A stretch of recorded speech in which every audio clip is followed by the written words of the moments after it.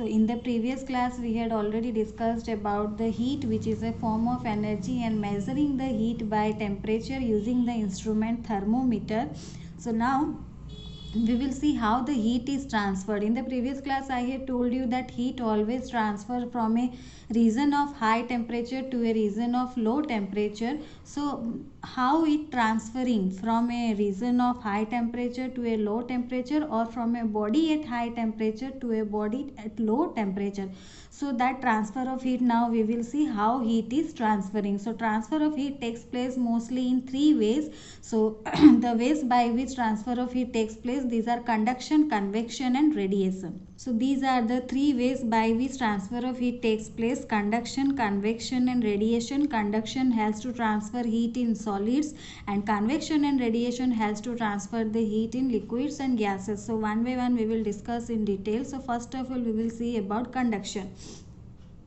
So conduction, you might have seen that when some curry is made at our home, or our mothers are making tea or coffee, so that time when it is, the pan is very hot, it is on the burner, that time you can do one thing, you can dip one end of the spoon, then you will leave that spoon on that hot water or hot coffee or hot tea, so or curry, you will leave that spoon. Then after some time when you will hold the spoon, you can feel that the other end which is not dipped in that is also becomes hot. That is because of the conduction. Or you can do one thing, you will heat one end of the metal rod, you will take a metal rod and you will heat only one end, the other end also you will feel hot. You can touch and see, touch and sense that the other end also becoming very hot. So this is because of the conduction. The heat passes from one end to other end. So if you are boiling something, if you are having hot water or you are making curry,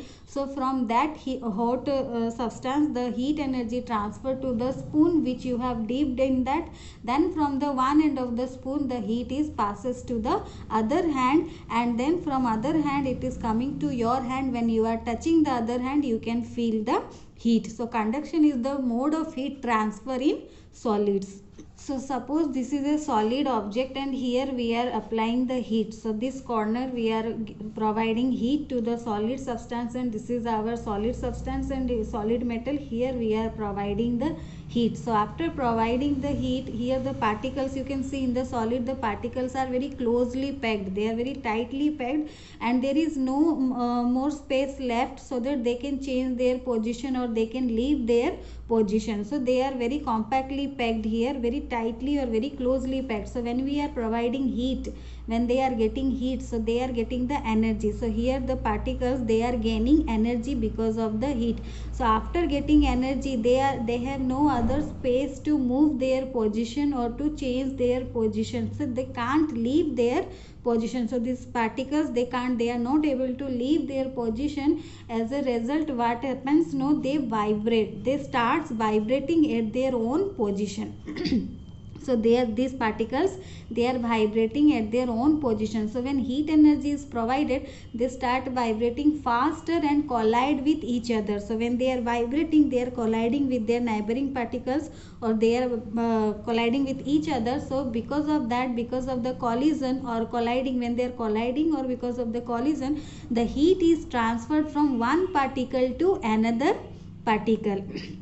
So these particles are now colder, but when these particles got energy, heat energy, they got energy. So since there is no more space left, they can't leave their position, they will start vibrating at their own position. So because of the heat energy, they start vibrating faster, and when they are vibrating faster, they are colliding with each other. So they transfer their energy to these particles, then these particles transfer their energy to other particles, then these particles will vibrate, they will transfer, these particles will vibrate, they will transfer, and slowly the whole solid heats up, the whole object will get the heat. So this is where the conduction takes place, this is how the conduction takes place, this is called conduction. It is the mode of heat transfer in solid. The heat transfers from one end to other end in solids because of the conduction. So for conduction, a solid should be in contact with the source of heat or any other object which is having high temperature. If it is not in contact with the heat, then no heat energy will be transferred. So if you want to see conduction, so a solid object should have a contact with the heat or a object which is having a high temperature. So mostly there are some solids which cannot transfer the heat. So there are some solids are there which are not allowing the heat to pass. So there are some metals, they transfer the heat through the conduction. Metals are the most common solids which transfer the heat through the conduction, but all the solids do not transfer it. There are some solids, they are conductor, and some are non-conductor. You have heard the term in the previous classes, conductor and non-conductor. Solids which allow the transfer of heat, they are called conductors of heat, and solids which do not allow the heat to pass through them, they are called non-conductors. So this conduction takes place in conductors only, because the conductors, they will allow the heat to pass through their particles. So there are two types of solid substance. Some are allowing heat to pass through them, they are called conductors. Metals like gold, silver, iron, aluminium, these are conductors of heat, they allow heat to pass through them. So solids which allow heat to pass through them, they are called conductors. Along with the solids, there are some substance like air and water, they are called pore conductors of heat. Pore conductors means they allow the heat to pass through them slowly. So there are some solids also along with air and water, there are some solid metals also which allow the heat to pass through them slowly, they are called pore conductors. And non-conductors doesn't allow the heat to pass. So solids like wood, paper, bakelite, so these are clay, these are the solids which are non-conductor, that means they do not allow the heat to pass. And glasses, glass, that is called pore conductor, that allow the heat to pass slowly. And gold, silver, aluminium, iron, these are the substance or the solid substance which allow heat to pass to them very easily, they are called conductors. So these all are about conduction. So here it is a mode of heat transfer which takes place in solid. One corner to another corner, the heat passes or the heat transfer. So you can say that the mode of transfer of heat in solid, that is conduction.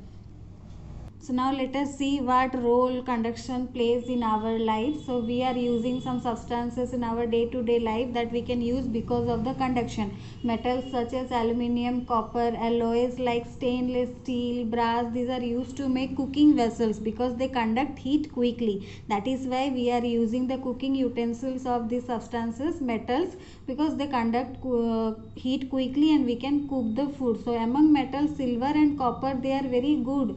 They are very good heat conductors, but these metals are very expensive.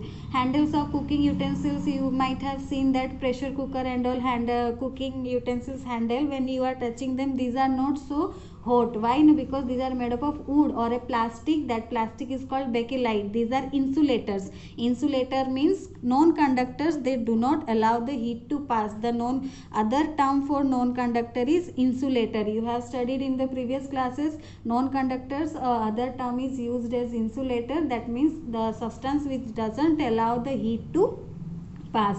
So the handles of cooking utensils are made up of insulators, so that we can touch them, we can touch the handle so that we can use the utensils. So woolen clothes keeps us warm in winter. We are using woolen clothes in winter. This is because the air is trapped in the pores of woolen clothes, which is acting as insulator and does not allow the body heat to escape out. So similarly in summer, to keep ice cream from melting, ice slabs are, you have seen big shops when ice cream factories and all, ice slabs are used. So these ice slabs are covered with thick jute cloth.